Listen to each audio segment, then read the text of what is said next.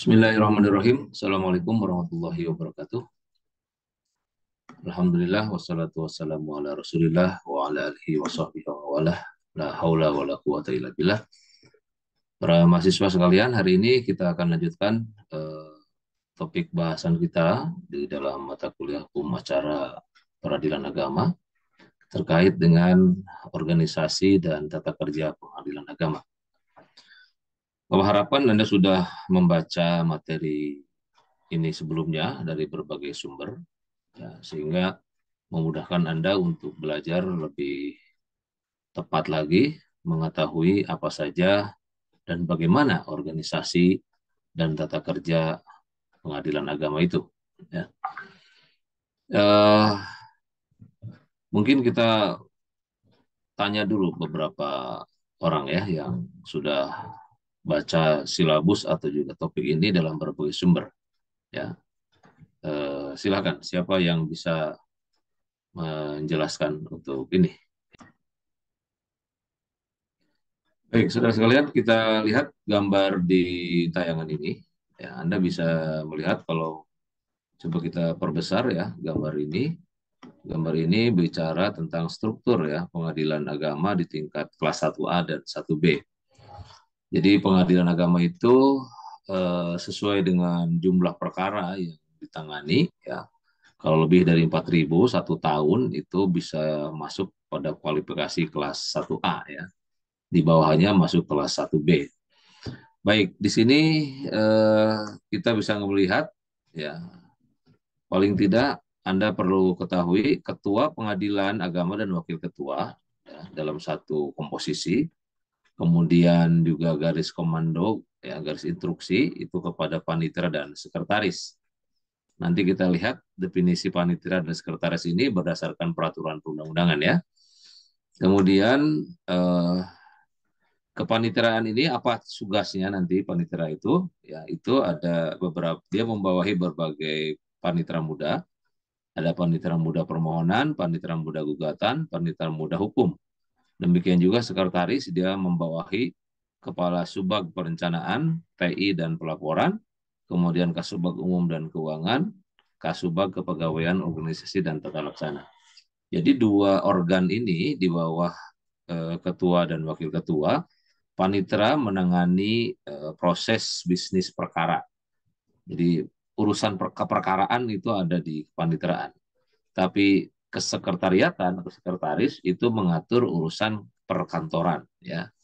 Jadi tata usaha atau ya kantor pada umumnya itu dikelola atau diatur oleh apa namanya oleh sekretaris ya, oleh sekretaris. Nah, ini susunannya seperti ini ya. Lingkup pengadilan organisasi pengadilan agama ini ke bawahnya di bawah panmud gugatan, panmud permohonan ya. Tugas-tugasnya ini juga sama, mengadministrasikan pengadministrasi hukum, pengadministrasi registrasi perkara, pengelola perkara, analis perkara peradilan sama ya. Ini apa namanya jenjang-jenjangnya ya. Itu untuk jenjang panitera dan panitera dan sekretaris ya, panitera dan sekretaris. Kemudian ya itu kita lihat dari aspek atau juga dari peraturan perundang-undangan ya, dari peraturan perundang-undangan terkait dengan itu ya. Baik, kita lihat gambar tayangan berikut. Di sini kita melihat contoh di salah satu pengadilan yang struktur eh, organisasinya sebagai berikut ya. Pertama Anda bisa lihat di sini ada kelompok ketua dan wakil, ada hakim, di sini ada hakimnya 1, 2, 3, 4, 5, 6. Ini kelas 1A ya. 6, 7, 8, 9, 10, 11, 12, ada 12 hakim. Kemudian di sini ada panitera, kemudian di sini ada sekretaris. Tadi kita sudah sebut, panitera itu ada panmud gugatan, permohonan, dan panmud hukum. Ya, di sini ada analis perkara pengadilan dalam jajaran panmud gugatan. Ya, kemudian juga di bawahnya pengelola perkara sama ya. Di bawahnya ada kelompok jabatan fungsional, itu di bawah panitera, yaitu panitera pengganti, PP, ada jurusita, dan jurusita pengganti. Nah, di bawah sekretaris ada kelompok fungsional lain ya yang kita bisa lihat eh, gambarnya di sini seperti misalnya apa namanya ini fungsional peranata komputer, fungsional arsiparis, fungsional fungsional pustakawan dan fungsional bendahara ya. Nah, ini struktur organisasi yang ada di Pengadilan Agama kelas 1A yang posisinya seperti ini ya. Posisinya seperti ini. Jadi dengan gambaran seperti ini, saudara sekalian, Pengadilan Agama itu ditunjang hampir kurang lebih mungkin kalau dari segi atau jumlah personil ya, kalau utuh semuanya kurang lebih ada 50 orang itu dalam satu kantor itu ya. Mulai dari jenjang ketua sampai dengan jurusita tadi, kelompok jurusita di kelompok panitera dan juga kelompok apa namanya kesekretariatan ya, kesekretariatan. Nah, seperti itu ya gambarannya. Baik, selanjutnya kita lihat di Undang-Undang Nomor 7 Tahun 89 ya, ini ada di pasal 7. Nanti saudara bisa melihat dengan jelas ya apa namanya susunan eh, organisasi pengadilan ya, organisasi pengadilan. Di sini mulai dari pasal 7, pasal 8, pasal 9 ya. Pertama, pengadilan agama dibentuk dengan keputusan presiden. Pengadilan tinggi agama dibentuk dengan undang-undang. Susunan pengadilan agama yang tadi dijelaskan terdiri dari pimpinan, ketua dan wakil ketua ya, kemudian hakim anggota, panitera, sekretaris dan jurusita. Tadi penjelasannya sudah ya. Susunan pengadilan tinggi agama terdiri dari pimpinan, hakim anggota, panitera, sekretaris itu sama. Pimpinan pengadilan agama tidak dari seorang ketua dan wakil ketua. Jadi tadi yang disebut kolom ketua dan wakil ketua dalam organisasi pengadilan itu adalah kelompok pimpinan. Kemudian hakim anggota pengadilan pimpinan pengadilan tinggi agama juga sama ya. Nah, sekarang kita lihat ketua dan wakil ketua dan hakim. Hakim adalah pejabat yang melaksanakan tugas kekuasaan kehakiman. Ya, syarat nanti kita bisa lengkapi peraturan ini dengan Undang-Undang 389 ya. Undang-Undang 389. Coba nanti setelah ini Anda bisa mengelaborasi ya dua undang-undang. Silakan nanti setelah penjelasan Bapak ini Anda bisa mencari apa sebetulnya tambahan dalam Undang-Undang 3 2006 tentang perubahan pertama Undang-Undang 789 tentang peradilan agama ya, tentang peradilan agama,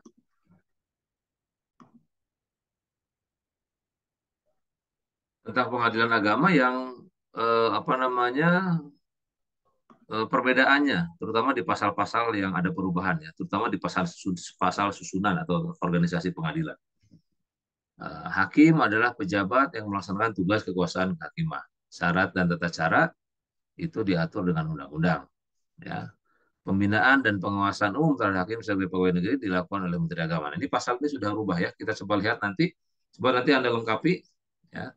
Kita lihat di pasal Undang-Undang 3 2006 ya. Baik, kita lanjutkan. Ini Undang-Undang 3 2006. Nanti Anda minta lengkapi ya. Bapak minta lengkapi oleh Anda. Di pasal 12, pembinaan dan pengawasan umum terhadap hakim dilakukan oleh Ketua Mahkamah Agung. Tadi di Undang-Undang 789-nya oleh siapa? Oleh Menteri Agama kan? Sekarang diubah dengan Undang-Undang 3 2006. Pembinaan dan pengawasan umum tidak boleh mengurangi kebebasan hakim dalam memeriksa dan memutus perkara. Jadi pengawasan umumnya itu dilakukan oleh Ketua Mahkamah Agung ya. Tapi dalam prakteknya nanti ketua masing-masing satker pengadilan itu juga mengawasi para hakim, ya, melengkap sebagai ketua, melengkap sebagai pengawas. Nah, Mahkamah Agung juga melakukan hal yang sama ya terhadap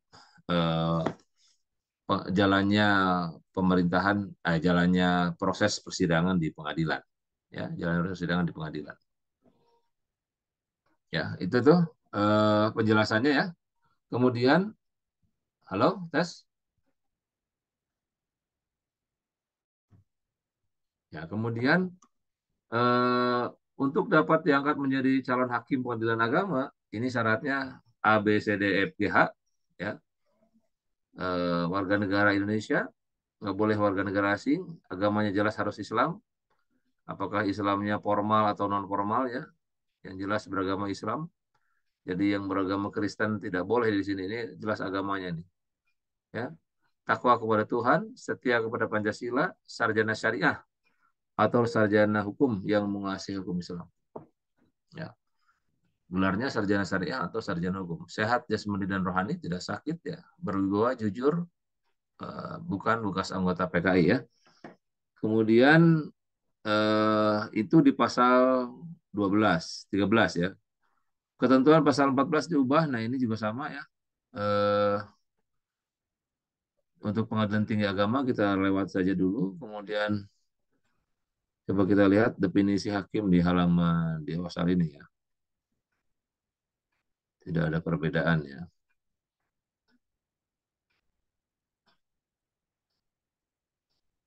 Hakim pengadilan, ini hakimnya hakim pengadilan, pejabat yang melakukan tugas kekuasaan kehakiman. Oke. Kemudian ketua atau wakil ketua yang meninggal, oh, meninggal. Ini meninggal. Oke, ini ketua, wakil ketua dan hakim pengadilan diberhentikan dengan hormat dari jabatannya karena permintaan sendiri. Ya, dia minta berhenti. Sakit jasmani dan rohani yang terus-menerus. Umurnya 62 tahun bagi ketua, wakil ketua dan hakim pengadilan agama, ya. Dan 65 tahun bagi ketua, wakil ketua dan hakim pengadilan tinggi agama. Sekarang rubah nih usianya nih, ya. Nanti dilihat di Undang-Undang 50 2009 ya. Ada perubahan usia. Kemudian ketua, wakil ketua dan hakim pengadilan yang meninggal dunia dengan sendirinya diberhentikan dengan hormat dengan jabatannya sendiri. Jadi saya kasih tugas nanti sekarang ya maksudnya setelah penjelasan ini Anda googling pindah apa banding-banding pasal yang ada dalam Undang-Undang 7, Undang-Undang 2, Undang-Undang 3, dan Undang-Undang 50 ya, kekuasaan tentang peradilan agama, terutama di pasal tata kerja atau organisasi pengadilan. Apa bedanya itu masing-masing undang-undang itu ya. Kemudian di sini pasal 20, ya, ketentuan 21 diubah, ketua dan wakil ketua hakim pengadilan sebelum diberhentikan tidak dengan hormat, ya, nanti ada kekuat apa namanya proses pemberhentian dengan tidak hormat ya.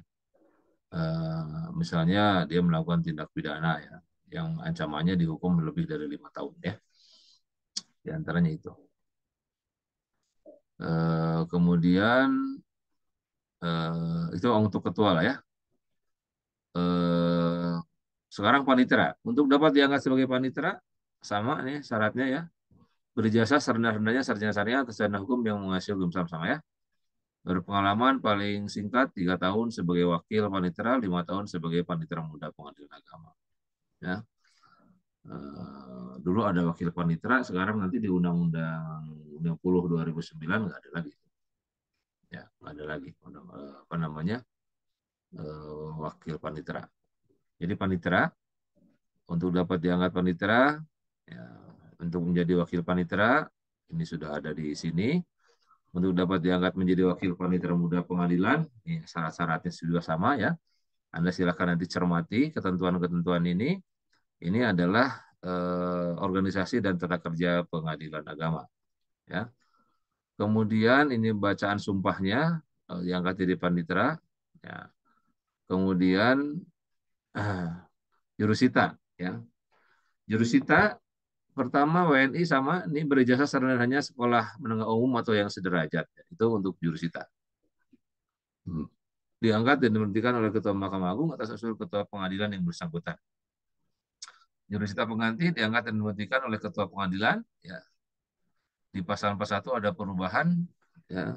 Jurusita juga disumpah ya. Sama ini ada sumpahnya seperti diatur dalam Undang-Undang 389.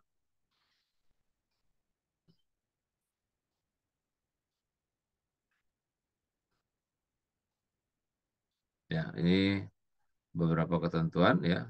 Pasal 46 juga dihapus, pasal 47 ya ini dihapus sampai kemudian eh, sudah ya. Oh, ini sudah kekuasaan kehakiman di pasal 40 ya. Sama ini sekretaris, dan sekretaris juga sama tadi disumpah ya. Baik, itu beberapa penjelasan tentang struktur organisasi. Baik, ini slide yang dibuka adalah Undang-Undang 50 2009 ya. Tadi penjelasannya kita banding-banding pasal 12 soal organisasi ya. Ini ada tambahan-tambahan pasal di Undang-Undang 50 Undang-Undang Nomor 50 ini. Pengawasan internal atas tingkah laku hakim dilakukan oleh Mahkamah Agung. Itu internal ya. Kemudian selain pengawasan sebagaimana dimaksud di atas ya, nah, juga dilakukan oleh Komisi Yudisial untuk melakukan pengawasan terhadap untuk melakukan penegakan kehormatan, keluhuran martabat serta perilaku hakim. Pengawasannya dilakukan secara eksternal oleh Komisi Yudisial ya. Jadi itu peraturan perundang-undangannya berubah. Kemudian pasal 12B-nya ini pengawasan 12C juga ada tambahan sampai F nih ya. Tentang kode etik ya, KEPPH, eh, kode etik pedoman perilaku hakim ya, itu kode etik pedoman perilaku hakim. Nanti Anda tinggal baca di sini kode etik pedoman perilaku hakim, termasuk juga Anda bisa lihat ketentuan pasal 13. Ya, di sini dirubah. Untuk dapat diangkat sebagai hakim di pengadilan agama, seorang harus memenuhi syarat seperti ini. Tambahannya adalah ini nih, lulus pendidikan hakim. Ya, jadi harus lulus pendidikan hakim. Sarjana syariah, sarjana hukum Islam, SHI ya, atau sarjana hukum yang menguasai hukum Islam. Dulu SAG itu ya, sarjana syariah itu ya, sebelum ini. Tapi ini udah ada perubahan yang terakhir, jadi sarjana syariah. Kemudian berusia paling rendah 25 tahun dan paling tinggi 40 tahun. Jadi ikut pendidikan hakim dulu ya. Ini ada tambahan pasal di pasal 13 ini ya, melalui proses seleksi yang transparan, akuntabel dan partisipatif. Ya, proses seleksi pengangkatan hakim dilakukan oleh Mahkamah Agung dan Komisi Yudisial. Ya. Kemudian ketentuan soal ini proses seleksi diatur oleh Mahkamah Agung dan Komisi Yudisial. Ya, oke. Jadi proses pengangkatan hakim di pengadilan agama sekarang mengikuti ketentuan-ketentuan yang ada dalam Undang-Undang 50 ya. Untuk dapat diangkat sebagai hakim ad hoc, seorang harus memenuhi syarat sebagaimana. Nah, jadi ada hakim ad hoc di pengadilan agama, tapi implementasinya masih belum ada, sekalipun pasalnya sudah ada. Larangan sebagaimana dimaksud dalam pasal 17 tak berlaku kecuali dalam bentukan lain. Ini ada pasal 14 ya. Kita skip saja. Kemudian perubahan pasal lain terkait dengan organisasi, pasal 15 ya, diangkat oleh presiden hakim atas usul ketua Mahkamah Agung. Ya. Hakim pengadilan diberhentikan oleh presiden atas usul ketua MA dan atau Komisi Yudisial melalui ketua Mahkamah Agung. Ya. Jadi nanti Anda bisa melihat proses-proses ada keterlibatan eksternal di pihak Komisi Yudisial, termasuk juga diantaranya adalah bagaimana apabila apa namanya hakim itu terlibat kasus korupsi atau juga tindak pidana korupsi ya. Nah ini usul pemberhentiannya seperti ini. Ya. Dilakukan oleh KY sebagaimana dimaksud pada ayat 1A hanya dapat dilakukan apabila hakim yang bersangkutan melanggar kode etik pedoman perilaku hakim. Ya, kalau KEPPH-nya terlanggar, ya itu dilakukan oleh Komisi Yudisial. Ya. Kemudian eh, ketua wakil ketua ini ditambahkan ya dengan hormat atas pemerintahan sendiri sakit telah berumur 65 tahun bagi ketua wakil ketua dan hakim pengadilan agama. Jadi sekarang 65 tahun usianya ya. Telah berumur 65 tahun bagi ketua, wakil ketua dan hakim pengadilan agama. Dan 67 tahun bagi ketua, wakil ketua dan hakim pengadilan tinggi agama. Ya, tidak cakap menjalankan tugasnya. Jadi semakin tinggi nih hakim-hakim usianya ya untuk jabatan hakim ya. 67 tahun bagi ketua, wakil ketua dan hakim pengadilan tinggi agama. Jadi 67 tahun tugas-tugas hakim tinggi itu ya. Kemudian eh, pasal 19 di sini ketua, wakil ketua dan hakim pengadilan diberhentikan tidak dengan hormat dipidana penjara karena melakukan kejahatan yang putusan pengadilan telah berkekuatan hukum tetap. Perbuatan tercela, melalaikan kewajibannya selama 3 bulan, ya, melanggar sumpah, melanggar larangan, melanggar KPPH. Ya, jadi semakin rinci di sini disebutkan tata kerja hakim ya untuk hakim.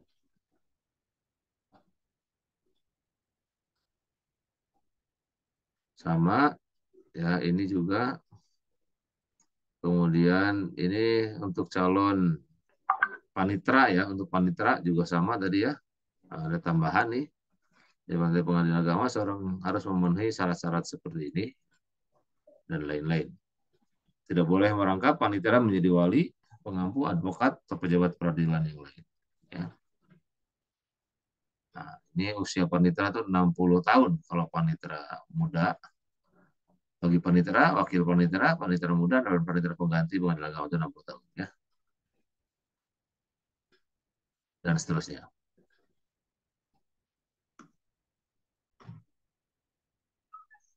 Baik, ini salah satu web pengadilan agama.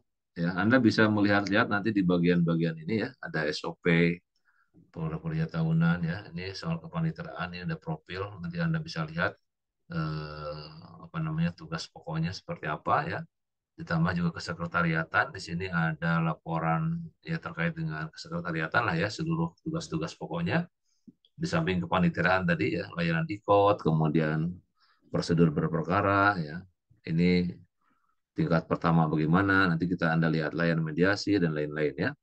Informasi biaya perkara, berperkara tanpa biaya atau prodeo dan lain-lain. Jadi menu-menu ini membantu para pencari keadilan untuk tahu bagaimana mereka berurusan dengan pengadilan ya, dengan pengadilan.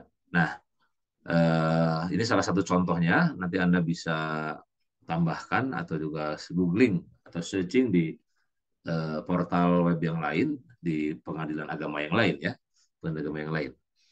Baik, saya kira itu ya penjelasan pertemuan kita di apa namanya di bagian ini, bagian soal tugas apa namanya struktur organisasi pengadilan agama ya. Nah, bagian ini perlu Anda ketahui untuk nanti Anda tahu bagaimana cara bekerjanya hukum acara ya. Jadi hukum acara yang mau kita bahas ini juga kita perlu mengenalkan bagaimana keadaan pejabat-pejabat atau juga tugas-tugas organ-organ di pengadilan agama yang dijabat atau yang dipimpin oleh ketua, wakil ketua, kemudian hakim, panitera, sekretaris, dan jurusita. Baik, silakan Anda sekarang memberikan kesimpulan dari tiga peraturan perundang-undangan di Undang-Undang 789, Undang-Undang 3 2006, dan Undang-Undang 50 2009 tentang struktur organisasi dan tata kerja pengadilan agama. Apa bedanya di masing-masing bagian itu ya. Kita kasih waktu 15 menit dari sekarang ya, silakan. Ya, kita penjelasannya sampai situ ya. Baik, terima kasih ya.